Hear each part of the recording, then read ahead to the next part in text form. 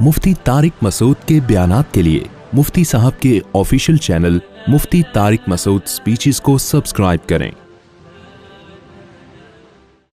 आपसे जुम्मे में सवाल किया था कि अल्लाह ताला ने कुरान में शैतान को जब इसने सद्दे से इनकार किया तो इसको कहा वो था ही नाफरमानों में, यानी पहले से ही नाफरमान था। मैंने इसका जुम्मे में भी जवाब दिया था, वकाना मिनल काफिरीन का मतलब हमेशा ये नहीं होता काफिरीन में से था। काना बमाना सारा बहुत कसरत से इस्तेमाल होता है। इसकी मिसाल ऐसे है, सारा का मतलब वो नाफरमानों में से हो गया। इसकी मिसाल ऐसे है जैसे अल्लाह ने फरमाया इन्ना अरज़नल अमानता अलस समावाति वल अर्दी वल जिबाली फअबैना अन यहमिलनहा व अशफक़न मिनहा, कि हमने ये जो बारे अमानत है ना शरीयत, ये हमने पहाड़ों पर और आसमानों और जमीनों पर भी पेश की, लेकिन वो डर गए। इंसान ने इस पेशकश को कबूल कर लिया। आगे अल्लाह ताला फरमाता है इन्नहु काना ज़लूमन जहूला, वो जालिम भी और जाहिल भी था। अगर काना का तर्जमा ये किया जाए कि वो जालिम भी था और जाहिल भी, तो क्या इंसान जालिम और जाहिल था? यहां काना का मतलब है सारा। वो बारे अमानत तो उसने कबूल कर ली, कबूल करने के बाद वो जालिम भी हो गया और जाहिल भी हो गया। जालिम का मतलब अमल में भी गड़बड़ की उसने और इल्म भी हासिल नहीं किया। तो जैसे वहां काना सारा के माना में है तो यहां क्यों नहीं हो सकता? कुछ लोगों को वैसे ही शौक होता है एतराज करने का। अस्सलाम वालेकुम हज़रत, दाढ़ी की अच्छा, कुछ लोग ऐसे एतराज करते हैं कि कोई मौलवी इसका जवाब नहीं देगा, देखना। हालांकि सारे मौलवी उसका जवाब दे रहे होते हैं। कोई मौलवी तुमको ये नहीं बताएगा जो मैं बता रहा हूं, सारे मौलवी बता रहे होते हैं। वो कोई मौलवी यूं नहीं, ये मंजन है, मार्केट में बिकते हैं। अच्छा, कुछ लोग ये ऐसे कहते हैं, मौलवी लोग ऐसे कहते हैं, हालांकि मौलवी लोग ऐसे कह नहीं रहे होते। अब एक साहब है, उन्होंने कहा मौलवी कहते हैं तरावी के बगैर रमजान का रोजा भी नहीं होता, हालांकि मौलवी ऐसा नहीं कहते। सारे मौलवी कहते हैं तरावी अलग इबादत है, रमजान का रोजा अलग। नीचे लोग कहते हैं हाँ मौलवी तो बड़े नालायक होते हैं, ऐसी ऐसी बातें करते हैं। सब मौलवी ऐसे कहते। एक ने कहा सब मौलवियों ने मंजन बेचा हुआ है, क़िबला अव्वल बैतुल्ला है, हालांकि सॉरी क़िबला अव्वल बैतुल मक़दस है, हालांकि क़िबला अव्वल तो बैतुल्ला था। अबे पागलो, अव्वल जो है ना ये अमरे इजाफी में से है। दूसरे के मुकाबले में किसी चीज को अव्वल कहा जाता है। तो नबी सल्लल्लाहु अलैहि वसल्लम ने शुरू में चूंकि बैतुल मक़दस की तरफ रुख करके नमाज पढ़ी है, उसके बाद बैतुल्ला की तरफ, तो इसलिए इस दूसरे अमल के मुकाबले में बैतुल मक़दस को अव्वल कहा जाता है। आदम अलैहिस्सलाम और इब्राहिम अलैहिस्सलाम के नजरिए के मुताबिक नहीं अव्वल कहा जाता। तभी कुरान कहता है वमा जअलना, वो क्या है, वो जो है ना,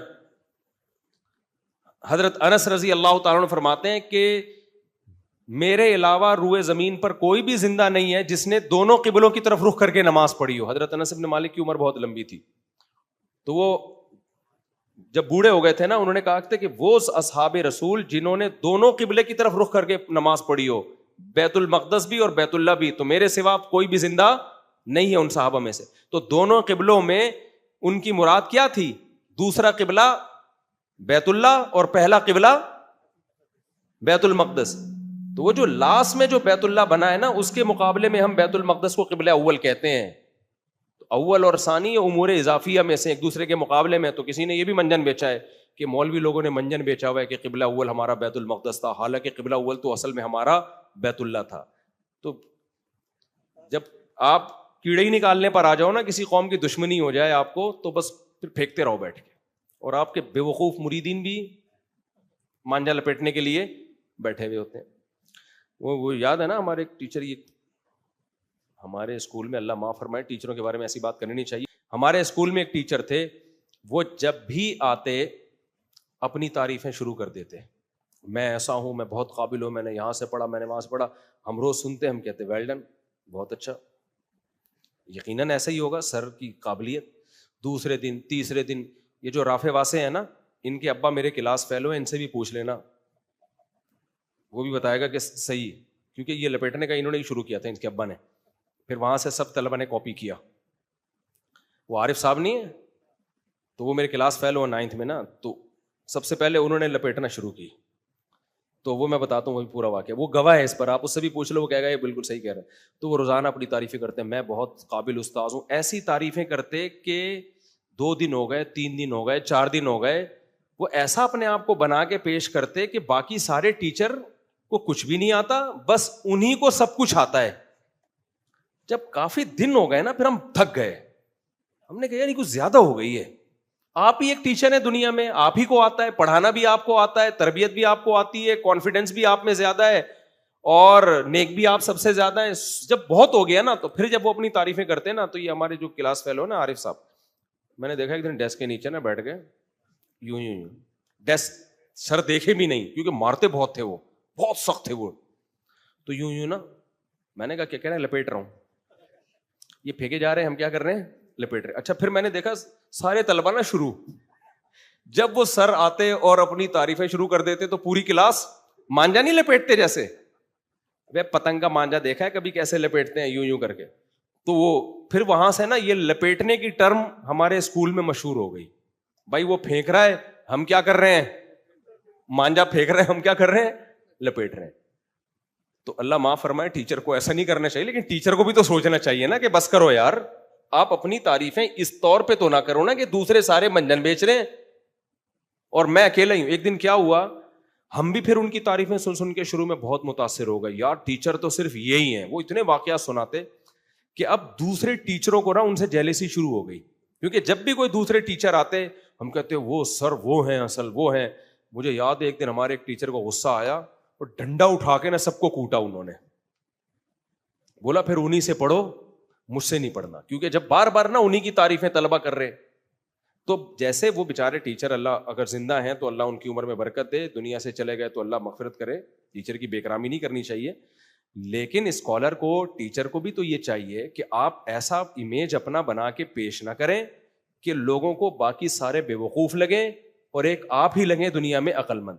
آج یوٹیوب پہ ایسے اسکالرز ہیں کہ جب آپ ان کی تقریریں سنو آپ کو لگے گا یہی ہے دنیا میں, باقی سارے کیا کر رہے ہیں, منجن بیچ رہے ہیں. اور ان میں ہر اسکالر سب کی نفی کر رہا ہوگا, زبان سے نہیں کہتے, وہ ان کی تقریروں سے ایسا لگتا ہے کہ میں آیا ہوں اصل میں, جو ابھی ایک پیکج لے کر آیا ہوں دین کا, میں ہوں اصل, باقی یہ سارے منجن بیچ رہے ہیں. تو جب بھی کوئی ایسی تقریر آیا کرے نا, آپ نے کیا کرنا ہے, نہیں شروع کر, جس سے وہ بھی ہو جائے گی, ایکسرسائز بھی ہو جائے گی آپ کی, اور متاثر بھی نہیں ہوگے. لپیٹنے کا عمل کیا ہوگا, شروع ہو جائے گا. بولے کہ پھینکے جاؤ. بھائی دنیا میں کوئی ایسا نہیں ہوتا کہ تو اکیلا ہی پیدا ہوا ہے اور باقی سارے بیکار ہیں. اسلام کیا اللہ 4-6 آدمیوں پہ ڈیپینڈ کر دے گا؟ بولو.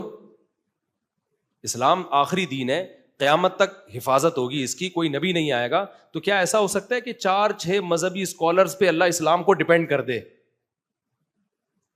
کہ جی 4-6 ہیں جن پر اب یہ صحیح دین ان کے پاس ہے؟ نہ نہ نہ, 4-6 لاکھ 4-6 کروڑ تو ہو سکتے ہیں, وہ 4-6 افراد نہیں ہو سکتے. تو علماء, جو جمہور علماء جس طرف جا رہے ہو نا, اسی کو فالو کرنا چاہیے. تو 4-6 آدمیوں کی بات معتبر نہیں ہوتی. لوگ کہتے ہیں ہم دلیل کو دیکھیں گے کس کی, تو کیا بات ہے, اللہ نے 4 آدمیوں کو دلیل سمجھا دی, 4,000 کو سمجھ میں نہیں آئی. ایسا تھوڑی ہوتا ہے.